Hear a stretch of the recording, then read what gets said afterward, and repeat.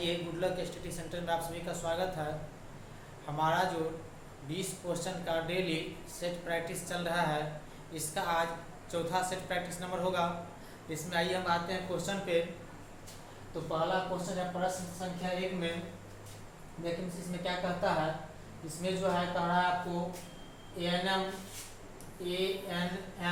की प्रोन्नति के लिए कौन सा प्रशिक्षण लेना होता है।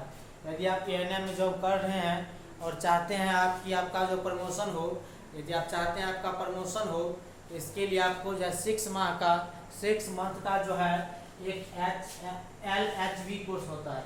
जो 6 मंथ का क्या होता है, LHV होता है, जो आपको करना पड़ेगा, तब जा करके आपका जो एएनएम से प्रमोशन मिलेगा। ठीक है, तो एएनएम की प्रोन्नति के लिए कौन सा प्रशिक्षण लेना होता है। तो LHV जो कितने मंथ का होता है, कितने दिन का होता है, तो 6 माह का कोर्स होता है। कितने माह का कोर्स होता है, तो 6 माह का कोर्स होता है। ठीक है, तो चलिए नेक्स्ट क्वेश्चन पाएंगे। तो question number second number question देखिएगा, कहता है LHV का विभागीय प्रशिक्षण की कितनी अवधि का होता है। LHV का विभागीय प्रशिक्षण कितनी अवधि का होता है, अभी बताया आपको। तो कितनी अवधि का होता है, तो 6 माह का होता है। कितनी अवधि का होता है, तो 6 माह का होता है। आगे बढ़ते हैं, आगे बढ़ेंगे क्वेश्चन नंबर 3 पे। तो 3 नंबर क्वेश्चन में देखिए क्या कहता है। 3 नंबर क्वेश्चन में कहता है, आपको कह रहा है कि बेल बेबी क्लिनिक का नया नाम है। तो वेल बेबी क्लिनिक का नया नाम देखिए, तो स्वास्थ्य शिशु क्लिनिक है, या अंडर 5 क्लिनिक है, या टीकाकरण क्लिनिक है, या अंडर 5 क्लिनिक है। तो देखिए, तो यहाँ भी अंडर 5 लिखा हुआ, यहाँ भी अंडर 5 लिखा हुआ है जी। यहाँ पे डिजिट में लिखा होगा तो वो वाला आपका राइट आंसर होगा। ठीक है, अंडर 5 क्लिनिक कहा जाता है। बेल बेबी क्लिनिक को जो है बेबी क्लिनिक को जो है अंडर 5 क्लिनिक कहा जाता है। अंडर 5 क्लिनिक कहा जाता है। ठीक है, चलिए बढ़ते हैं नेक्स्ट क्वेश्चन पे। तो नेक्स्ट क्वेश्चन पाते हैं।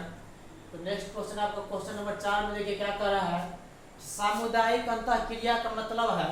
तो सामुदायिक अंतःक्रिया का मतलब क्या होता है, मधुर संबंध बनाना, दोस्ती करना, शिकायत दूर करना, इनमें से कोई नहीं।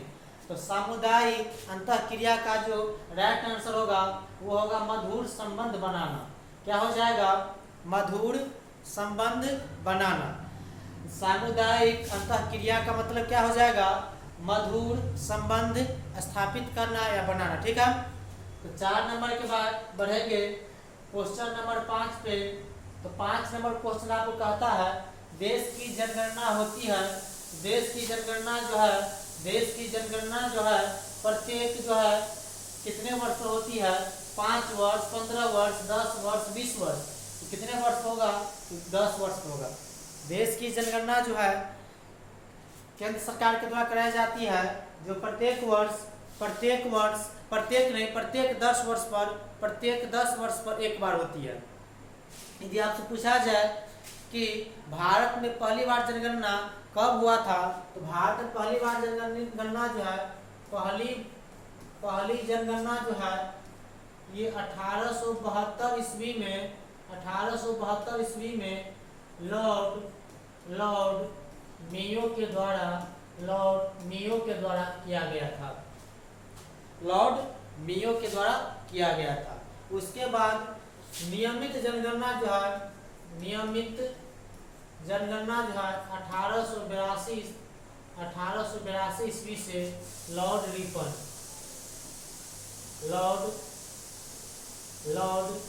रिपन के शासनकाल से स्टार्ट हो गया। उसके बाद प्रत्येक 10 वर्ष पर जनगणना होने लगा। ठीक है, ये आपसे पूछेगा यदि क्वेश्चन, भारत में पहली बार जनगणना कब हुआ था, 1872 ईस्वी में। कौन करवाया था, तो लॉर्ड मेयो ने करवाया था। कौन करवाया था, लॉर्ड मेयो ने करवाया था। उसके बाद ये पूछे, भारत में नियमित जनगणना कब से स्टार्ट हुआ, कब से प्रारंभ हुआ, तो 1882 ईस्वी से। किसने किया, लॉर्ड रिपन ने किया। ठीक है, चलिए तो 5 नंबर क्वेश्चन हो गया। आगे बढ़ने से पहले आप सभी के लिए एक खुशखबरी है।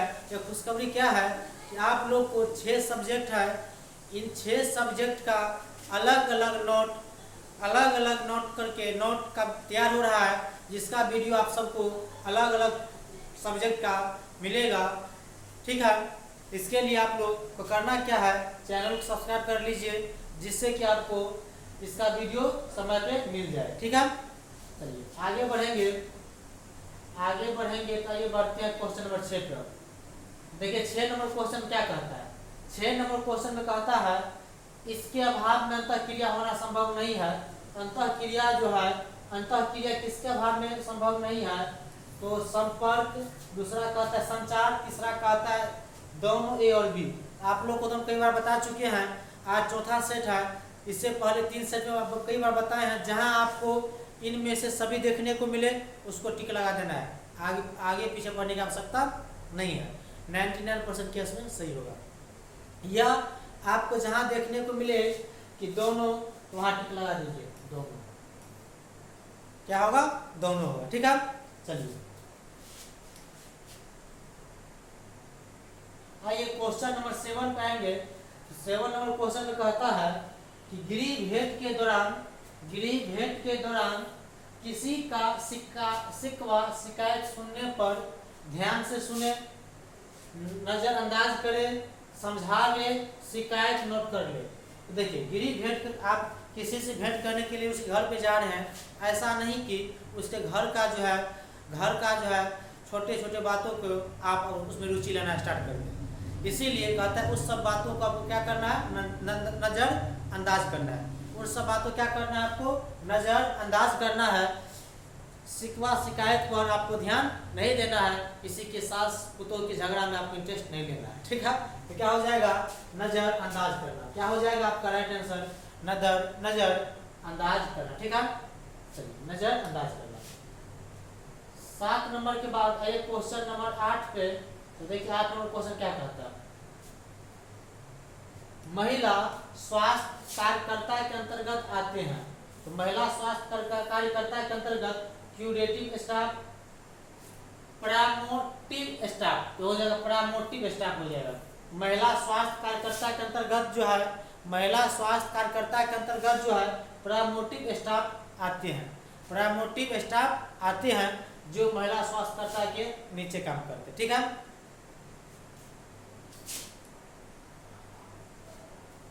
आइए क्वेश्चन नंबर 9 पे आएंगे। तो 9 नंबर क्वेश्चन में कहता है एमपी जांच किस रोग के लिए की जाती है। तो एमपी जांच जो है क्षय रोग नहीं, मियादी बुखार इसके लिए भी नहीं होगा। किसके लिए होगा, तो मलेरिया के लिए होगा। किसके लिए होगा, मलेरिया के लिए होगा। किसके लिए होगा, मलेरिया के लिए होगा।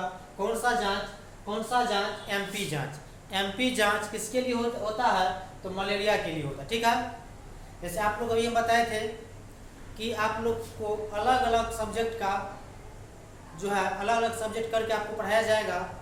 तो आप लोग 100% उस जो है वो नोट तैयार अभी हो रहा है।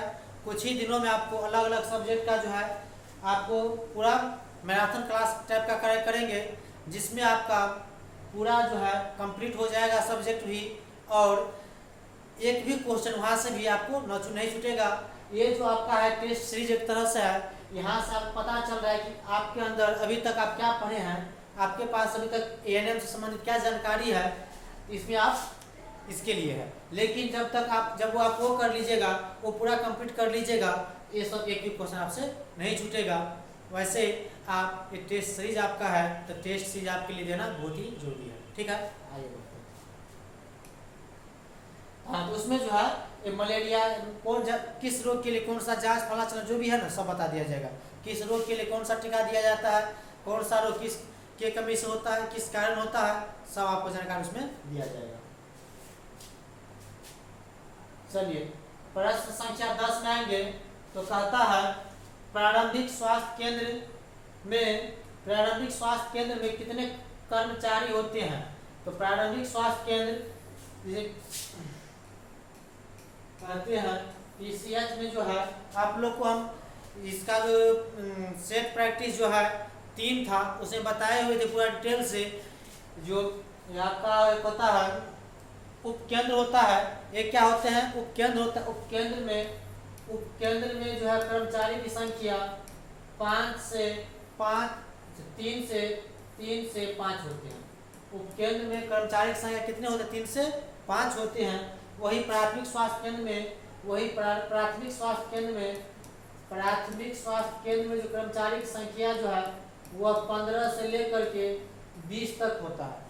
15 से लेकर के 20 तक। तो यहाँ पे गौर करिएगा, 20 भी है 15 भी है, 20 भी है 15 भी है। तो 15-20 के बीच में कौन सा आएगा? 17 आएगा। ये 17 आएगा ना, तो 17 ऑप्शन में है, 17 टिक लगा दीजिएगा। ठीक है।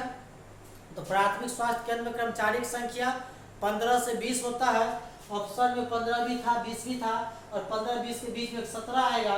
वो 17 ऑप्शन में है, तो हम क्या करेंगे? 17 टिक लगा लेंगे। ठीक है। चलिए आगे बढ़ेंगे। क्वेश्चन नंबर 11 पे। 11 नंबर क्वेश्चन देखिए क्या कहता है। 11 नंबर क्वेश्चन में कहता है आपको कि सामुदायिक स्वास्थ्य केंद्र कितनी जनसंख्या पर होती है? तो सामुदायिक स्वास्थ्य केंद्र जो है 80,000 जनसंख्या पर एक सामुदायिक स्वास्थ्य केंद्र होते हैं। सामुदायिक स्वास्थ्य केंद्र जो है 80,000 जनसंख्या पर एक सामुदायिक स्वास्थ्य केंद्र होते हैं। ठीक है। 2 PSC पर एक, जिला में एक, 50,000 की आबादी पर एक, 100 गाँव में एक। तो देखिए 80,000 कहीं नहीं है, तो घबराइए नहीं। इसका जो है 100 गाँव में एक होगा। 100 गाँव में एक, या 80,000 आबादी रहे या 100 गाँव मिला करके एक रहे, या आपको 80,000 आबादी देखने को मिलेगा या 100 गाँव में एक सामुदायिक स्वास्थ्य केंद्र मिलेगा। सामुदायिक स्वास्थ्य केंद्र मिलेगा, उसको टिक लगा दीजिएगा। ठीक है।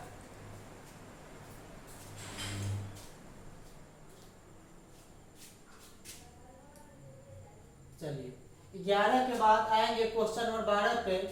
तो 12 नंबर क्वेश्चन देखिए, प्रारंभिक स्वास्थ्य केंद्र में कितने कर्मचारी होते हैं? तो बताए हुए थे। चलिए रिपीट हो गया क्वेश्चन। क्वेश्चन नंबर 13 में ग्रामीण समुदाय में संकर समाधान के लिए उत्तम विधि है। तो ग्रामीण समुदाय में संघ का समाधान के लिए उत्तम विधि है। कहते व्याख्यान प्रोफेसर थोड़ा व्याख्यान करिएगा। कार्यशाला, ये भी नहीं। समूह वार्ता, आप समूह में मतलब 5-10 महिला के साथ मिल करके आप उसके बीच वार्तालाप कर सकते हैं। तो वही कहता है कि ग्रामीण समुदाय में जो है सामूहिक वार्तालाप जो है वह बेहतर होगा इससे। ठीक है। संघ का समाधान के लिए जो है समूह वार्ता जो है आपका राइट आंसर होगा। चलिए 13 नंबर के बाद आएंगे क्वेश्चन नंबर 14 पे। 14 नंबर क्वेश्चन जो है कहता है शरीर में पूर्ण विकास के लिए सहायक होते हैं। तो शरीर में पूर्ण विकास के लिए सहायक होते हैं क्या? श्वेत सार, वसा, विटामिन, प्रोटीन। तो प्रोटीन क्या होते हैं? प्रोटीन होते हैं। शरीर के पूर्ण विकास के लिए जो आवश्यक होते हैं वो क्या होते हैं? प्रोटीन होते हैं। क्या होते हैं? प्रोटीन होते हैं। वही ना, कुपोषण की शिकार प्रोटीन की कमी से होती है, प्रोटीन होते हैं। ठीक है। चलिए 14 नंबर के बाद आएंगे क्वेश्चन नंबर 15 पे। देखिए 15 नंबर क्वेश्चन में कहते हैं जल में घुलनशील विटामिन है। विटामिन जो है बी कॉम्प्लेक्स एंड डी। जल में घुलनशील विटामिन जो है कहता है बी और सी, बी एंड सी। इसमें कहता है डी एंड सी, और इसमें कहता है ए एंड डी, इनमें से कोई नहीं। तो एक ट्रिक आप याद रखिएगा, सभी स्टूडेंट ध्यान दीजिएगा, बहुत ही इंपोर्टेंट आपको ट्रिक बता रहे हैं, जो इस टाइप के सवाल में आप कभी भी फंसिएगा नहीं। याद क्या रखना है आपको कि वसा में घुलनशील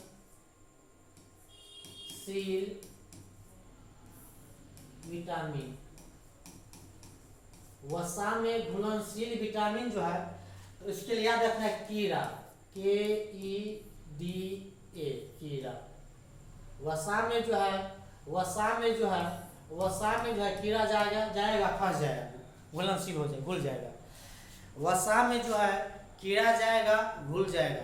के से कीड़ा से देखिए KEDA कीड़ा, ऐसी तरह याद रखना है। के से हो गया विटामिन के, इस विटामिन ई, डी से vitamin D, S vitamin A. ये KEDA विटामिन जो है ये वसा में घुलनशील है। KEDA विटामिन किसमें घुलनशील है?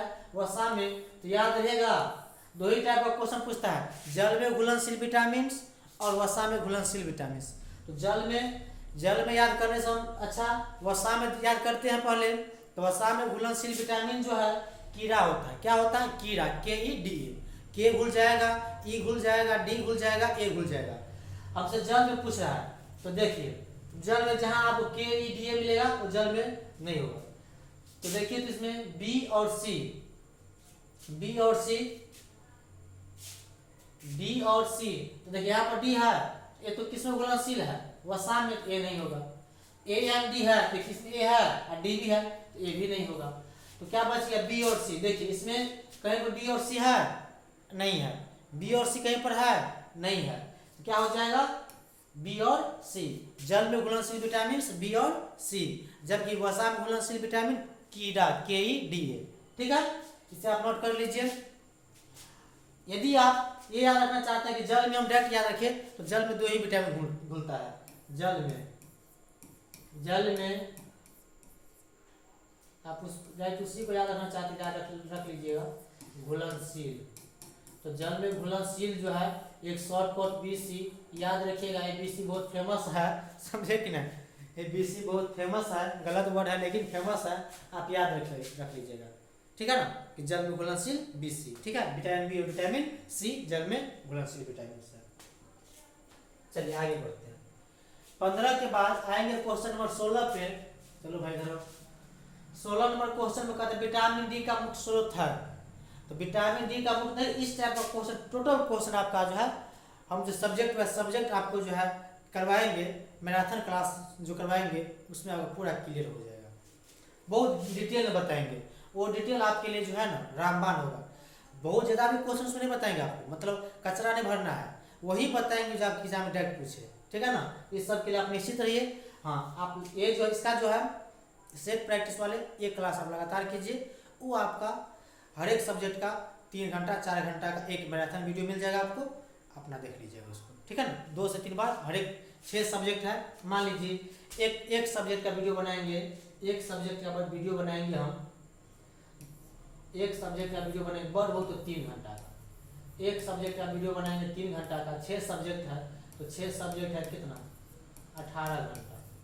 18 घंटा में आपका जो है सिलेबस पार कंप्लीट, 100% कंप्लीट आपका बिल्कुल फ्री रहेगा, कोई भी कॉस्ट इसके लिए नहीं रहेगा। क्योंकि हम जो है आप लोगों की मजबूरी समझ रहे हैं, क्योंकि जो दर्द आपके सीने में है वही दर्द हमारे भी सीने में है, समझे कि नहीं? इसीलिए आप लोग जो है घबराइए नहीं, सेट प्रैक्टिस करते रहिए। और जो सब्जेक्ट बाय सब्जेक्ट है टोटल आपको 3-3 घंटा करके मैराथन क्लास दे करके आपका कंप्लीट करा देंगे। अभी टाइम बहुत है, 18 घंटा निकाल लीजिएगा। यदि आप 18 घंटा का 2 से 3 बार रिपीट कर लीजिएगा उस वीडियो को, तो एक भी क्वेश्चन आपके एग्जाम में नहीं छूटेगा। 18 घंटा उधर और डेली 20 क्वेश्चन इधर, एक भी क्वेश्चन आपके एग्जाम में नहीं छूटेगा। तो चलिए, तो कहता है इसमें विटामिन डी का मुख्य स्रोत है। विटामिन डी का मुख्य स्रोत क्या है? गाजर नहीं, गाजर विटामिन ए के लिए है, गाजर जो विटामिन ए के लिए होता है। सूर्य की रोशनी, तो सूर्य की रोशनी जो विटामिन डी के मुख्य स्रोत होता है, तो क्या हो जाएगा? सूर्य की रोशनी। सूर्य की रोशनी, विटामिन डी का मुख्य स्रोत क्या हो जाएगा? सूर्य की रोशनी। वहीं गाजर के लिए जो ए के लिए गाजर हो जाएगा, गाजर जो है ए के लिए, विटामिन ए के लिए मुख्य स्रोत गाजर। चलिए, उसके बाद 17 नंबर क्वेश्चन में कहता है रक्त के थक्का या जमाव में सहायक होता है। तो रक्त को जो है थक्का या जमाव में सहायक जो होता है विटामिन सी नहीं, विटामिन के, तो विटामिन के हो जाएगा, विटामिन के होता है जो रक्त को जो है थक्का बनने में सहायक होता है। आप किसी को मान लीजिए आपका कहीं पे आपको कट गया, तो वहाँ जो रक्त को जो ब्लड जो निकलता है उससे थक्का में बदल देता है, तो कौन सा विटामिन बदलता है? विटामिन के बदलता है। ठीक है, चलिए 17 के बाद बढ़ेंगे क्वेश्चन नंबर 18 पे। तो 18 नंबर क्वेश्चन देखिए क्या कहते हैं, माँ के प्रथम दूध को कहते हैं। देखिए कितना अच्छा क्वेश्चन है, टोटल क्वेश्चन आपका एएनएम से लिया हुआ है, ऐसा नहीं है कि उधर उधर के इसमें क्वेश्चन है, जो भी क्वेश्चन है आपका एएनएम के सिलेबस से लिया हुआ क्वेश्चन है। माँ के प्रथम दूध को कहते हैं फेनुस, पीला दूध कोल्स्ट्रम। तो माँ के प्रथम दूध को कहा जाता है कोल्स्ट्रम कहा जाता है, वन लाइनर क्वेश्चन है। माँ के प्रथम दूध को क्या कहा जाता है? कोल्स्ट्रम कहा जाता है, कोल्स्ट्रम कहा जाता है। माँ के प्रथम दूध को क्या कहा जाता है? कोल्स्ट्रम कहा जाता है। रिपीट कीजिए हमारे साथ, क्या कहा जाता है? कोल्स्ट्रम, कोल्स्ट्रम कहा जाता है। ठीक है, चलिए 18 नंबर के बाद आएंगे क्वेश्चन नंबर 19 पे। तो चलिए 19 नंबर क्वेश्चन में कहता है कि बच्चों को तोलने वाली मशीन को कहा जाता है। तो बच्चों को जो तोलने वाली मशीन है, बच्चों को जो तोलने वाली मशीन है उसे कहा जाता है तराजू नहीं, स्प्रिंग तुला ये भी नहीं कहा जाता है। तो क्या कहेंगे? Weighing machine. बच्चा जो जन्म लेता है उस टाइम बच्चा को वेट करता है, वजन करता है, तो किस मशीन पे किया जाता है? तो वेइंग मशीन पर। तो जिस मशीन में बच्चा को वजन किया जाता है, तोलता है, उसे क्या कहा जाता है? Weighing machine. ये आप लोग से ही रिलेटेड क्वेश्चन है, बहुत ही इंपॉर्टेंट क्वेश्चन है, क्योंकि आप वही काम करिएगा तो आपको उसी से संबंधित क्वेश्चन पूछेगा, क्या आपको इसके बारे में जानकारी है कि नहीं, कितना जानकारी है। ठीक है ना। चलिए 19 के बाद है क्वेश्चन नंबर 20 पे। तो 20 नंबर क्वेश्चन देखिए, फिर से आया बहुत ही अच्छा क्वेश्चन। 6 माह तक बच्चों का उत्तम आहार होता है। तो बेसिक क्वेश्चन है ये क्वेश्चन। यदि आप नर्सिंग से जुड़े हुए हैं, यदि आप नर्सिंग से जुड़े हुए, यदि आप चाहते हैं कि हम नर्सिंग फील्ड में काम करें और 2 साल की या उससे कई सालों से आप उसे काम कहीं करते हुएगा, तो आपको बेसिक सवाल आपको आना चाहिए। 6 माह तक बच्चों का उत्तम आहार क्या होता है? स्तनपान, अर्ध ठोस आहार, गाय या बाहरी दूध। तो क्या होगा? स्तनपान होता है। कई बार जब हम लोग बच्चे थे तो हम लोग जो है उस टाइम में रेडियो आता था, समझे कि नहीं, लटकाने वाला, तो उसमें हम सुनते थे, मतलब प्रचार आता था कभी कभी। तो 6 माह तक बच्चों को जो है माँ का दूध ही पिला, इस टाइप का था। ठीक है ना, मतलब 6 माह तक बच्चों का जो है ना मतलब माँ का दूध ही पिलाना चाहिए, इस टाइप का आता था। तो कौन होगा? स्तनपान। तो 6 माह तक बच्चों का जो उत्तम आहार क्या होता है? माँ का दूध, स्तनपान ही होता है। ठीक है, आपका 20 क्वेश्चन आपका आज का सेट कंप्लीट हो गया। यदि आप चाहते हैं इसका PDF मिले आपको, तो आप परेशान नहीं होइए, कमेंट बॉक्स में मेरा नंबर दिया रहता है। कमेंट बॉक्स में आपको जाना है, उसमें अपना जो है कुछ नहीं करना है। हाँ, आपको अच्छा वीडियो लगे या बुरा लगे वो आप कर सकते हैं, लेकिन मेरा नंबर पे आपको अपना नंबर नहीं सेंड करना है, आप नहीं करना। कमेंट बॉक्स में उस मेरा नंबर ले लीजिएगा, अपना व्हाट्सएप में जाइएगा, अपना मोबाइल में सेव करके व्हाट्सएप में जाइएगा। वहाँ जाने के बाद आपको करना क्या है कि अपना नाम और BTSC ANM 10709 लिख करके व्हाट्सएप कर दीजिएगा, आपको टोटल PDF मिल जाएगा। ठीक है, चलिए मिलते हैं नेक्स्ट वीडियो में। धन्यवाद।